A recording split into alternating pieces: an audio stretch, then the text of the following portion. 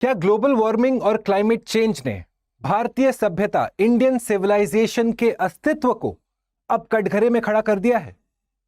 जब हम Indian civilisation के ग्रोथ और डेवलपमेंट को स्टडी करते हैं और एक ज्योग्राफिकल पर्सपेक्टिव से स्टडी करते हैं, तो दो फैक्टर्स प्रमुख हैं, मुख्य हैं इसमें। सबसे पहला, एक चट्टान जैसा जो दीवार खड़ा है भारत और तिब्बत के बीच में, जिसको हम हिमालय के नाम से जानते हैं। और दूसरा, जो साल में हमारा मॉनसून का हवा आता है इंडियन ओशन के रास्ते, जिसको हम कहते हैं साउथ वेस्ट मॉनसून। ये हिमालय और साउथ वेस्ट मॉनसून का जो रिलेशनशिप है, उसी से हम देखते हैं कि भारतीय सभ्यता बहुत क्लोजली लिंक्ड है। पर हाल ही में एक ऐसा डेवलपमेंट आया जिसने हम सबको चौंका के रख दिया है। उसी को समझने और समझाने के लिए स्टडी IQ की तरफ से मैं प्रस्तुत हुआ हूं। मेरा नाम है भुवन झा। सबसे पहले समझते हैं कि आखिरकार हिमालय का रोल है क्या। हिमालय जो चट्टान जैसे खड़े हैं इंडिया और चाइना के बीच में, इनका एवरेज हाइट 6 किलोमीटर तक का है और ये एक बैरियर जैसा काम करते हैं, एक वॉल जैसा काम करते हैं। यानी कि जो भी मॉनसून का हवा आता है वो उसको तिब्बत के साइड नहीं जाने देते हैं, जिसके चलते आप देखते हैं कि हमारे साइड, इंडिया के साइड ज्यादा बारिश होती है, जिसके चलते हमारा यहाँ बायोडाइवर्सिटी भी ज्यादा है। हमारे नदियों में पानी भी मॉनसून और ग्लेशियर्स के रास्ते आता है। तिब्बत में आप देखते हैं कंसिडरेबली ड्राई रहता है, एरिड कंडीशंस है। तो ये एक इंपॉर्टेंट फैक्टर है हिमालयाज का। दूसरा, आप देखेंगे कि हिमालय सिर्फ मॉनसून ही नहीं, वेस्टर्न डिस्टर्बेंसेस के साथ भी इंटरैक्ट करते हैं, जिसके चलते बारिश होती है। वैसे तो यूजुअली वेस्टर्न डिस्टर्बेंसेस विंटर के सीजन में ऑब्जर्व किया जाता है, पर 2025 कुछ अतरंगा साल ही है। तो चलिए उसके बारे में भी डिस्कस करेंगे। पर जब हम मॉनसून के बारे में समझ रहे हैं दोस्तों, तो मॉनसून आखिरकार है क्या? रेन बेयरिंग क्लाउड्स, यानी कि वैसे क्लाउड्स जिसमें मॉइस्चर है। जब हम लोग ज्योग्राफी पढ़ते हैं, तो जब हम लोग उसमें different layers of the atmosphere के बारे में समझते हैं, तो जो निचला लेयर है जिसमें हम और आप एग्जिस्ट करते हैं, लाइफ एग्जिस्ट करती है, उसका नाम है ट्रोपोस्फेयर। अब ट्रोपोस्फेयर के पहले 6 किलोमीटर में सबसे ज्यादा मॉइस्चर होता है। Around 90% of the moisture in the entire atmosphere is in the first 6 kilometres. इसके चलते क्या होता है, अब सोचिए, थोड़ा अ से अलंकार किया जाए। एक साइड पे हिमालयास है, एवरेज हाइट 6 किलोमीटर, ट्रोपोस्फेयर में मैक्सिमम मॉइस्चर 6 किलोमीटर, और इसीलिए देखते हैं कि इन दोनों का जो इंटरलिंकेज है, इसके चलते भारत के साइड पे ज्यादा बारिश होती थी, तिब्बत ड्राई रहता था, जिसको हम लोग समझते हैं the concept of orographic rainfall. क्या है ओरोग्राफिक रेनफॉल? कि भाई गर्म हवा आया, मॉइस्चर भरा हवा आया, जैसे जैसे ये पहाड़ के ऊपर साइड चलता चला गया, राइज करता चला गया, डेंसिटी कम है ना गर्म हवा की, तो जैसे जैसे ये ऊपर जाएगा ये कॉन्डेंसेशन और कूलिंग करेगा, जिसके कारणवश बनेंगे आपके क्लाउड्स, और जिसके चलते बारिश होगी पहाड़ के एक साइड पे।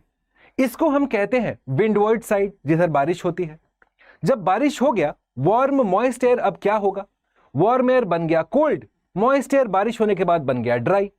तो कोल्ड ड्राई एयर अब दूसरे साइड गिरता है, कोल्ड एयर होता है ज्यादा डेंस, वो डाइव करेगा, जिसके चलते आप देखते हैं कि भारत के साइड विंडवर्ड साइड है, बारिश वाला साइड है, तिब्बत के साइड लीवर्ड साइड है, ड्राई साइड है, बारिश नहीं होती है। पर 2025 जैसा मैंने कहा कुछ अतरंगा साल ही है। अगर इस सैटेलाइट इमेज को आप ध्यान से देखें, तो आप देखेंगे कि बहुत सारा मॉनसून का मॉइस्चर तिब्बत के साइड गया हुआ है। अब सवाल उठता है, आखिरकार क्यों? कहां से पहुंचा ये मॉनसून का हवा जो आ रहा है इंडियन ओशन से? आइडियली रुक जाना चाहिए था हिमालयास के चलते, पर कैसे चला गया तिब्बत के साइड? तो यहां पे साइंटिस्ट का कुछ थ्योरीज है। वैसे तो अभी नया नया ये डेटा निकला है, इसका इंटरप्रिटेशन और एनालिसिस आने वाले दिनों में होगा, पर एक बेसिक अंडरस्टैंडिंग तो आ चुकी है। सबसे पहला देखिए, satellite map show that monsoon moisture has moved northwards from the states of Himachal, Uttarakhand and union territory of Ladakh into Tibet. अब साइंटिस्ट ने इसका रीजन क्या बताया है? सबसे पहला रीजन, अगर इस साल आपने ऑब्जर्व किया होगा, कुछ जरूरत से ज्यादा ही क्लाउड बर्स्ट और फ्लैश फ्लड्स हुए हैं। आखिरकार क्यों हुए? पहला रीजन है कि यहां पे अब डीप कन्वेक्शन हो रहा है, ज्यादा गर्म हवा है जो ऊपर के साइड जा रहा है, और उसी क्रिया में जो कन्वेक्शन का प्रोसेस हो रहा है उसमें एडवेक्शन भी हो रहा है। एडवेक्शन क्या होता है? Horizontal movement of air. तो ऐसा सोचिए कि आपके पहाड़ के रास्ते बहुत सारा गर्म हवा आया, और फिर हमारे हिमालयाज में गैप्स के बारे में आप पढ़े हैं, शिपकीला, बुमला, जोजिला, ये क्या है? माउंटेन गैप्स हैं, माउंटेन के बीच में एक जगह है, एक स्लाइड है जहां से जगह घुस सकती है, हवा घुस सकती है। तो साइंटिस्ट का कहना है कि ये राइजिंग एयर जब ऊपर जा रहा है, फिर हॉरिजॉन्टल मूवमेंट एडवेक्शन के रास्ते इन्हीं माउंटेन गैप्स पासेस के थ्रू तिब्बत में एंटर कर रहा है। और दूसरा रीजन क्यों है मॉनसून इस बार ज्यादा स्ट्रॉन्ग, कैसे ये तिब्बत हिमालय को लांग करके तिब्बत में पहुंच गया? क्योंकि वेस्टर्न डिस्टर्बेंसेस हो रहे हैं। जानते हैं दोस्तों वेस्टर्न डिस्टर्बेंस कहां से आते हैं? ये आते हैं फ्रॉम मेडिटेरेनियन सी, ब्लैक सी और कैस्पियन सी। अगर एटलस खोल के देखेंगे तो भारत के वेस्टर्न साइड पे आपको दिखेगा यूक्रेन के नीचे वाले पूरे एरिया में, वहां से ये सारा मॉइस्चर उठ रहा है, सब ट्रॉपिकल वेस्टर्ली जेट स्ट्रीम के रास्ते ट्रैवल करते हुए आता है। ये देखिए यहां पे है आपके मेडिटेरेनियन सी, कैस्पियन सी, ब्लैक सी। यहां से आपका सब ट्रॉपिकल वेस्टर्ली जेट स्ट्रीम चलता है वेस्ट टू ईस्ट की दिशा में। वो ये सारा मॉइस्चर को पिक करते हुए लेके आता है, हिमालय के साथ कोलाइड करता है, फिर बारिश होती है। ये नॉर्मली आप एक्सपेक्ट करते थे विंटर के सीजन में, पर इस बार क्या देखने को मिला? इस बार हम देखते हैं कि समर सीजन में ही up till August 2014 western disturbances आ चुके हैं, जो नॉर्मली नहीं आते हैं। नियर जीरो इवेंट्स होते हैं वेस्टर्न डिस्टर्बेंस के समर सीजन में। इनफैक्ट सितंबर तक ऑलरेडी 19 वेस्टर्न डिस्टर्बेंसेस आ चुके हैं, जिसके चलते ज्यादा मॉइस्चर आ रहा है। सोचिए आपको दो जगह से मॉइस्चर मिल रहा है, एक साउथ वेस्ट मानसून का मॉइस्चर इंडियन ओशन के रास्ते, दूसरा ये मेडिटेरेनियन सी, ब्लैक सी, कैस्पियन सी का मॉइस्चर सब ट्रॉपिकल वेस्टर्ली जेट स्ट्रीम के रास्ते। और ये सारे आके कहां पे मिल रहे हैं? ये सारे आके मिल रहे हैं हिमालयाज के पास में। साथ में आपका डीप कन्वेक्शन हो रहा है, एडवेक्शन का प्रोसेस हो रहा है, जिसके चलते बताया जा रहा है कि हो सकता है कि बहुत सारा हवा, मॉनसून का रेन बेयरिंग विंड्स थोड़ा तिब्बत में क्रॉसओवर कर गया। जब हमने ये मुद्दा समझ लिया कि आखिरकार ये क्लाइमेट चेंज से ही रिलेटेड है और कोई रीजन नहीं हो सकता है, क्योंकि जब जेट स्ट्रीम शिफ्ट कर रहा है इसका मतलब क्या है कि आपका आर्कटिक जोन जो है वो वार्म हो रहा है, जिसके चलते jet streams are shifting southwards. Now that you have understood this point, now let's understand इसका इंपैक्ट क्या है, what is the significance of this. दोस्तों थोड़ा खुद सोचिए, भारतीय सभ्यता, गंगा नदी हमारा एक सिविलाइजेशनल कोर है, जिसके आसपास हमारे सारे महाजनपद एक टाइम पे बने थे। हमारे मेजर जो किंगडम्स हैं वो इन्हीं नदियों के पास में बने हैं। पर जब अब आप देखते हैं कि मॉनसून का हवा इंडिया को क्रॉस करके हिमालय को लांघ के तिब्बत के साइड चला जाएगा, इसका बहुत गहरा प्रभाव पड़ेगा आने वाले दिनों में। सबसे पहला देखा जाए scientific impact, it overturns long held assumptions. ये जो किताबों में लिखा रहता है, एनसीईआरटी में भी लिखा है, हिमालयाज आर दी बैरियर, शायद अब वो सही नहीं रहा। Himalayas are unable to stop the Indian monsoonal winds that are coming from Indian ocean. दूसरा, climatic modelling. Intergovernmental panel on climate change, IPCC नामक एक अंतरराष्ट्रीय संस्थान है, जिसका क्लाइमेट चेंज से रिलेटेड एक बहुत इंपॉर्टेंट रिपोर्ट आता है, जिसका नाम है assessment report the sixth, AR6 report. उसमें 3 वर्किंग ग्रुप्स होते हैं। एक वर्किंग ग्रुप का काम है कि आप जाके क्लाइमेट चेंज को स्टडी करेंगे, कैसे हो रहा है। एक वर्किंग ग्रुप का काम है आप मिटिगेशन एफर्ट्स को स्टडी करेंगे, दूसरा अडेप्टेशन एफर्ट्स को स्टडी करेंगे। तो जो पहला वर्किंग ग्रुप है जो क्लाइमेट चेंज को स्टडी कर रहा है, उसको अब इस फैक्टर को अपने स्टडी में इन्वॉल्व करना होगा। क्यों? क्योंकि जब हम देखते हैं कॉप वगैरह होते हैं, कॉन्फ्रेंस ऑफ पार्टीज, पिछले साल आपने देखा कॉप 29 हुआ बाकू अजरबैजान में, इस साल कॉप 30 होने वाला है बेलेम ब्राजील में। यहां पे कॉप में जो डिसीजंस लिए जाते हैं राष्ट्र अध्यक्षों के साथ, वो किस बेसिस पे लिया जाता है? इस आईपीसीसी के रिपोर्ट के एस्टैब्लिशमेंट के ऊपर। तो अब जो डिसीजंस हम लेंगे क्लाइमेट चेंज के साथ लड़ने के लिए, उसमें इस फैक्टर को आपको इंक्लूड करना होगा। सिमिलरली इंडिया मेट्रोलॉजिकल डिपार्टमेंट, भारत का नोडल फोरकास्टिंग एजेंसी, उसको भी इस फैक्टर को अपने फोरकास्ट्स में, अपने प्लानिंग में इंक्लूड करना होगा, क्योंकि उसी साइंस के बेसिस पे पॉलिसी डिफाइन होती है दोस्तों, कि आज कहां पे हम रिवर इरिगेशन प्रोजेक्ट्स बैठाएंगे, नदी में कब पानी ज्यादा होगा, कब कम होगा, उसका क्या प्रभाव पड़ेगा वाटर सिक्योरिटी पे, फूड सिक्योरिटी पे, पॉवर्टी लेवल्स पे। वो सारा कुछ इसी साइंटिफिक डेटा पे होता है। Every decision is taken on the basis of data.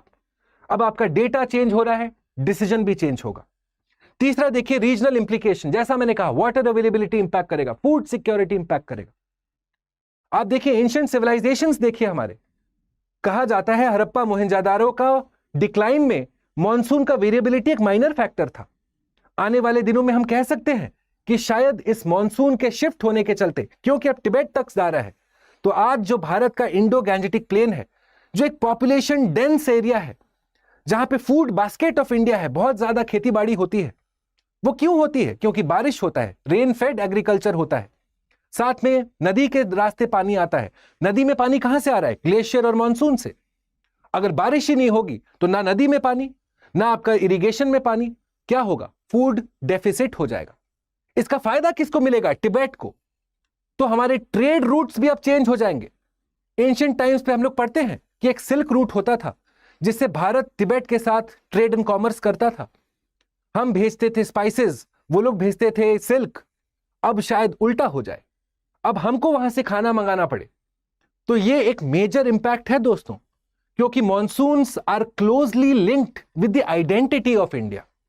तो इसका इंपैक्ट देखा जाए, सबसे पहला, इससे लड़ने के लिए हमको क्या करनी चाहिए? अब firstly, let's have better data. Climatic modelling और फोरकास्टिंग के लिए आप जो साइंटिफिक टेक्नोलॉजी लगाना हो लगाइए, चाहे वो डॉपलर रेडार्स हो, सैटेलाइट इमेजेस हो, एआई इनहांस्ड मॉडलिंग हो, या इंफॉर्मेशन शेयरिंग हो। इंडिया, चाइना, नेपाल, भूटान, बांग्लादेश, इन सब को अब साथ में मिलकर इस प्रॉब्लम को सॉल्व करने के लिए स्टेप्स उठाने पड़ेंगे। आपको पता होगा, हिमालय को हम लोग एशियन वाटर टावर के नाम से भी जानते हैं, AWT। पामीर नॉर्थ से लेके करीब करीब अरुणाचल प्रदेश तक आप देखेंगे 10 मेजर रिवर सिस्टम्स निकलते हैं, जिससे ना सिर्फ चाइना का पॉपुलेशन पर इंडिया का पॉपुलेशन भी अपने आप को सस्टेन करता है। वो सब डिपेंडेंट है मॉनसून के ऊपर। अगर मॉनसून शिफ्ट होता है, ये एशियन वाटर टावर में वाटर अवेलेबिलिटी भी शिफ्ट होगी। दूसरा देखें, हमको इंप्रूव्ड फोरकास्टिंग करने की आवश्यकता है। तीसरा, सिर्फ वाटर सप्लाई के ऊपर फोकस ना करें दोस्तों, वाटर डिमांड के ऊपर भी फोकस करें। रेन वाटर हार्वेस्टिंग होना चाहिए। जो हमारे ट्रेडिशनल मेथड्स थे, बाउलीज आपने नाम सुना होगा, जोहार वगैरह, ये जो हम लोग बनाते हैं, उन सब में अब water harvesting should become a part of urban and rural management plans. नहीं तो होगा क्या? सोचिए, आने वाले दिनों में अगर मॉनसून का हवा इंडिया को क्रॉस करते हुए हिमालय को लांग के तिब्बत तक चला गया, तो अब हमारा पॉपुलेशन भी शिफ्ट होगा, क्योंकि पानी का अवेलेबिलिटी हो जाएगा कम। गोदावरी, कृष्णा, कावेरी, इनका डिपेंडेंसी इनके ऊपर बढ़ जाएगा, जिसके चलते आप देखते हैं कि लार्ज स्केल माइग्रेशन हो सकता है, लॉ एंड ऑर्डर का प्रॉब्लम हो सकता है, सिविल अनरेस्ट हो सकता है। और जब हम बात करते हैं भारत जैसे देश की, जिसका 140 करोड़ का पॉपुलेशन है, और इस पॉपुलेशन का फ्यूचर डिसाइड होता है एक तरीके से मॉनसून के स्ट्रेंथ से, we have to take immediate and urgent steps to solve this problem. I hope इस प्रॉब्लम के ग्रेविटी को आप कैप्चर कर पा रहे हैं दोस्तों, क्योंकि जैसा मैंने इस डिस्कशन के शुरुआत में आपको कहा था, यह सीधा सीधा भारतीय सभ्यता के पास्ट, प्रेजेंट और फ्यूचर के साथ लिंक्ड है। आई होप ये डिस्कशन आपको पसंद आया, आप सीखे समझे कुछ नया। Please leave your comments, your suggestions. आपको क्या लगता है भारत को और क्या कुछ करना चाहिए ताकि हम इस मॉनसून के वेरिएबिलिटी के साथ बेहतर कोऑपरेट या बेहतर कॉम्बैट कर सके?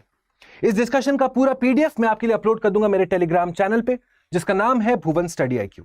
अगर आप सिविल सर्विसेज के स्टूडेंट हैं, यहां पे आपके लिए topic wise multiple choice questions, monthly current affairs समय समय पे अपलोड होता रहता है फ्री ऑफ कॉस्ट।